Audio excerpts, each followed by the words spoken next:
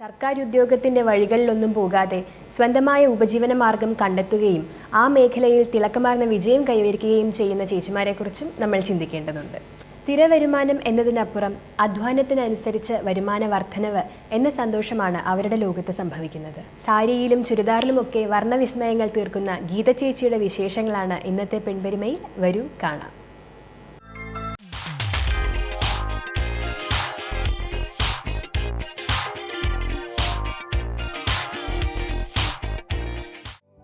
പൂക്കളും മറ്റ് ചിത്രരൂപങ്ങളും എന്നും മനസ്സിന് ആനന്ദം തരുന്നു.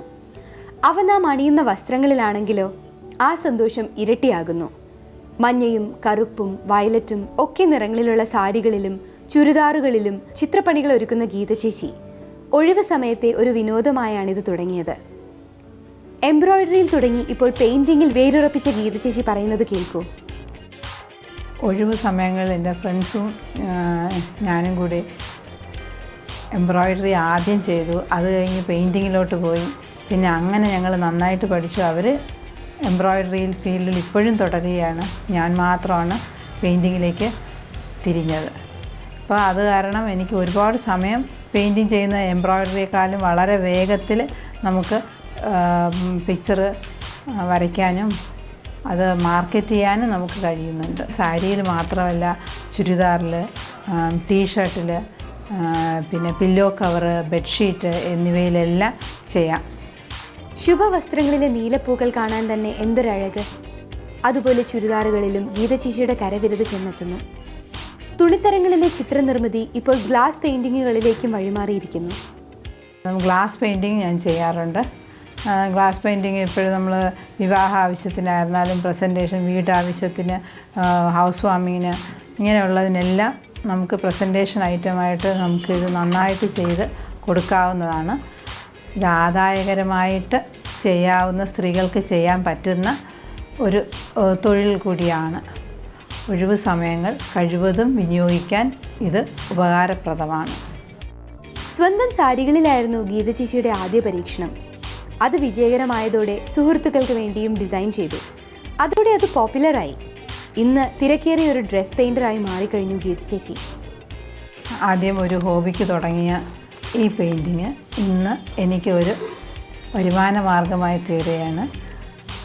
ഇപ്പോൾ ഞാൻ തന്നെയാണ് ആദ്യം ഇത് എൻ്റെ സാരികൾ പെയിൻറ്റ് ചെയ്ത് ഉപയോഗിച്ചിരുന്നത്. ഇപ്പോൾ അത് കണ്ട് എൻ്റെ ഫ്രണ്ട്സും അവർ മുഖാന്തരം വേറെ പലരും എന്നെ വന്ന് കോണ്ടാക്റ്റ് ചെയ്യും. ഞാൻ അവർക്ക് വേണ്ടി ചെയ്തു കൊടുക്കുക. ഇപ്പോൾ പല ബാങ്കുകളിലുള്ള ആൾക്കാർ, പിന്നെ പുറത്തും എൻ്റെ സാരികൾ വിൽപ്പനയ്ക്ക് പോകുന്നുണ്ട്. ഗീത ചേച്ചിയുടെ ഇത്തരം മനോഹര ഡിസൈനുകൾക്ക് നല്ല ഡിമാൻഡ് ഉണ്ടായില്ലെങ്കിലല്ലേ അത്ഭുതമുള്ളൂ. മുന്തിരിക്കുലകളും പൂവള്ളികളും ഒക്കെ നിറഞ്ഞ ഈ കലാലോകം വ്യത്യസ്ത തരം പെയിൻറ്റുകൾ കൊണ്ടാണ് ചേച്ചി ഒരുക്കുന്നത്. ഓരോ തുണിത്തരത്തിനും അനുയോജ്യമായ പെയിൻറ്റുകളെക്കുറിച്ചും ചേച്ചി പറയുന്നു. പെയിൻറ്റ് തന്നെ വാട്ടർ ബേസ്ഡ് പെയിൻറ്റും ഉണ്ട്, സോൾവെൻറ്റ് ബേസ്ഡ് പെയിൻറ്റും ഉണ്ട്. എപ്പോഴും കോട്ടൺ ക്ലോത്തിന് സാധാരണ നമ്മൾ ഉപയോഗിക്കാറ് വാട്ടർ ബേസ്ഡ് പെയിൻറ്റുകളാണ് ഉപയോഗിക്കാറുള്ളത്. അതേസമയം മെറ്റാലിക് പെയിൻറ്റുകൾ ഉപയോഗിക്കുന്നത് നല്ല ഫിനിഷിങ്, നല്ല സിൽക്കി മെറ്റീരിയലിന് സാധാരണ ഉപയോഗിക്കുന്നത് മെറ്റാലിക് പെയിൻറ്റുകൾ. പിന്നെ സിൽക്ക് സാരികൾ ഉപയോഗിക്കുകയാണെങ്കിൽ ഗുട്ട എന്നൊരു ലൈനർ പോലത്തെ ഒരു സാധനമുണ്ട്. അത് ചെയ്തില്ലെങ്കിൽ നമ്മുടെ പെയിൻറ്റ് പടർന്നു പോകും. വിവിധ തരം പെയിൻറ്റുകൾ ഉപയോഗിക്കാനുള്ള ഒരു താല്പര്യം നിങ്ങൾക്കുണ്ടോ? ഒരിത്തിരി കലാബോധവും ക്ഷമയും സമയവും കൂടി വേണം. എങ്കിൽ ഈ രംഗത്തേക്ക് നിങ്ങൾക്കും സധൈര്യം കടന്നു വരാം. ഒരു കോട്ടൺ സാരിയിൽ എങ്ങനെ പെയിൻറ്റ് ചെയ്യാമെന്ന് ഇതാ ഗീത ചേച്ചി വിശദീകരിക്കുന്നു. കോയിൽ കോട്ടൺ സാരിയിലാണ് ഞാനിവിടെ ഇന്ന് പെയിൻറ്റ് ചെയ്യാൻ പോകുന്നത്. ആദ്യം സാരി നന്നായിട്ട് വിനാഗിരി ഒഴിച്ച് കഴുകി വൃത്തിയാക്കിയതിന് ശേഷം, തേച്ചതിന് ശേഷം നമുക്ക് ഇതിൻ്റെ സ്കെച്ച് ഒന്നുകിൽ യെല്ലോ കാർബൺ ഉപയോഗിച്ച് ട്രേസ് ചെയ്യുക, അല്ലെങ്കിൽ ഇതുപോലെ ഫോട്ടോസ്റ്റാറ്റ് എടുത്ത് വെച്ചിട്ട് അത് അതിൻ്റെ അടിയിൽ വച്ചിട്ട് നമുക്ക് ഇത് ട്രേസ് ചെയ്യാം. ഈ തുണി കഴുകിയിട്ട് തന്നെ പെയിൻറ്റ് ചെയ്യാവുള്ളൂ, ഇല്ലെങ്കിൽ കുറച്ച് നാൾ കഴിയുമ്പോൾ ഇതിന് കളറ് മങ്ങും. അതിൻ്റെ കഞ്ഞിപ്പശയും ഒക്കെ പോകാൻ ഇതാണ് ഏറ്റവും നല്ലത്.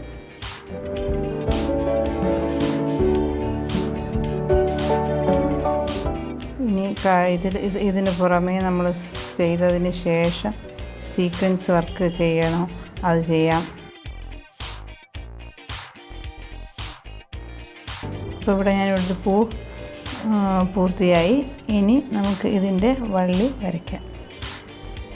ഈ വള്ളി വരയ്ക്കുന്നതും പൂ വരയ്ക്കുന്നതും നമുക്ക് ഷെയ്ഡ് വർക്ക് കൊടുക്കാം, അല്ലാതെയും ചെയ്യാം.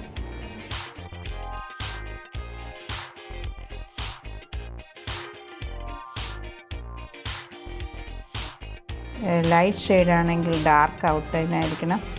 ഡാർക്ക് ഷെയ്ഡ്സ് ഉള്ള സാരി ആണെങ്കിൽ ലൈറ്റ് കളേഴ്സ് ആയിരിക്കണം ഔട്ട്ലൈൻ വരേണ്ടത്. ഒരു ഫ്ലവർ വരച്ച് തീർന്നു. ഒരു ഹോബിയായി എല്ലാ വീട്ടമ്മമാർക്കും ഈ രംഗം തിരഞ്ഞെടുക്കാവുന്നതേയുള്ളൂ. സ്വന്തം വസ്ത്രങ്ങളിൽ ആദ്യം ആരംഭിക്കാം, പിന്നെ മറ്റുള്ളവർക്കായി വർണ്ണവിസ്മയം ഒരുക്കി നല്ല വരുമാനം നേടുകയും ചെയ്യും.